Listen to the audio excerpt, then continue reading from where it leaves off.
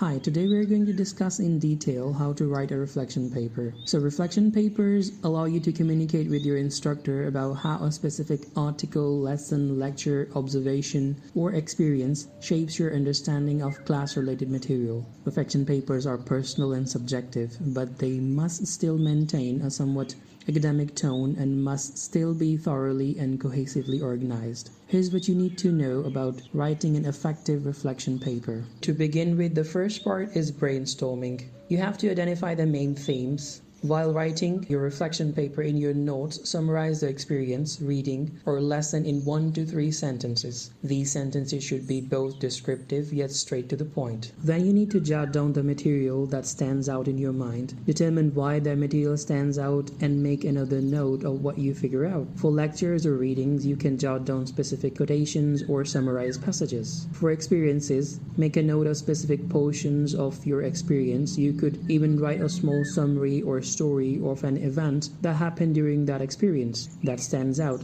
That could include image, sounds, or other sensory portions of your experience, and that would work as well. Chart things out is your next step.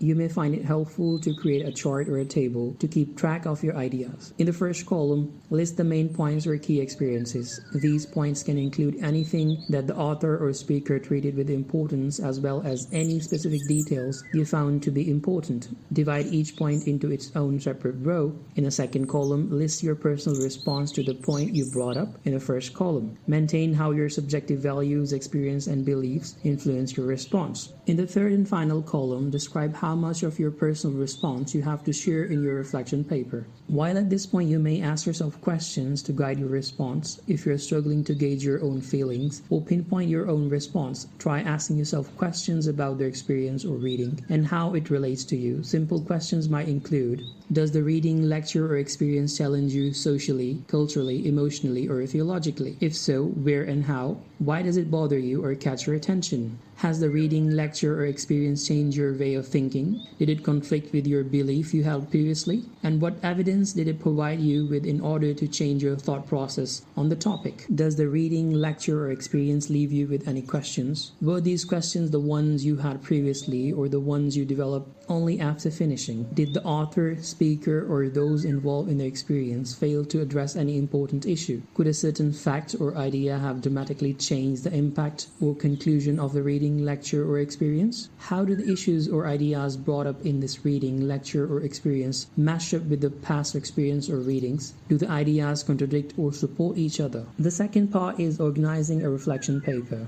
Keep it short and sweet. A typical reflection paper is between 300 and 700 words long. Verify whether or not your instructor specified a word count for the paper instead of merely following these average. If your instructor demands a word count outside of this range, meet your instructor's requirement. The introductory section. Introduce your expectation. The introduction of your paper is where you should identify any expectations you had for the reading, lesson, or experience at the start. For a reading or lecture, indicate what you expected based on the title, abstract, or introduction. For an experience, indicate what you have expected based on prior knowledge provided by similar experience or information from others. One of the most important aspects is to develop a thesis statement. At the end of your introduction, you should include a single sentence that quickly explains your transition from your expectation to your final conclusion. This is essentially a brief explanation of whether or not your expectations were met. A thesis provides focus and cohesion for your reflection paper. You could structure a reflection thesis along the following lines. For this reading or experience, I learned. Conclusions must be explained in the text body. Your paragraphs should explain the conclusions or understandings you have reached by the end of the reading, lesson, or experience. As mentioned, your conclusion must be explained. You should provide detail on how you arrived at this conclusion using logic and concrete details. The focus of the paper is not summary of the text, but you still need to draw concrete, specific details from the text or experience in order to provide context for your conclusion. Write a separate paragraph for each conclusion or idea you developed. Each paragraph should have its own topic sentence. This topic sentence should clearly identify your major points, conclusions, or understandings. The final point is to conclude with a summary.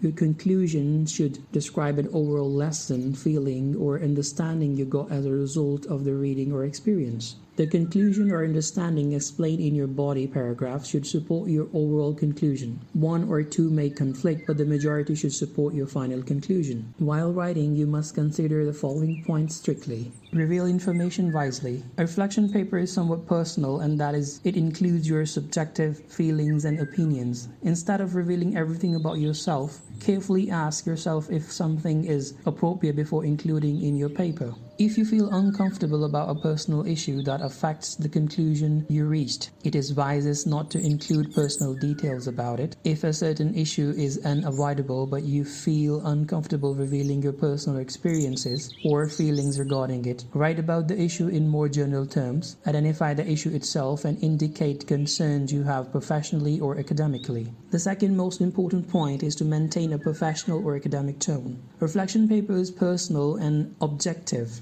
but you should still keep your thoughts organized and sensible. Avoid dragging someone else in your writing. If a particular person made the experience you are reflecting on difficult, unpleasant, or uncomfortable, you must still maintain a level of detachment as you describe the person's influence. Instead of stating something like, "Bob was such a rude jerk," say something more along the lines of, "One man was abrupt and spoke harshly, make me feel as though I was not welcome there." Describe the actions, not the person, and frame those actions within the context of how they influence your conclusion. A reflection paper is one of the few pieces of academic writing in which you can get away with using the first person pronoun, I. That said, you should still relate your subjective feelings and opinions using specific evidence to explain them. Avoid slang and always use correct spelling and grammar. Internet abbreviations like LOL or OMG are fine to use personally among friends and family. But this is an academic paper. You need to treat it with grammatical respect it deserves. Do not treat it as personal journal entry.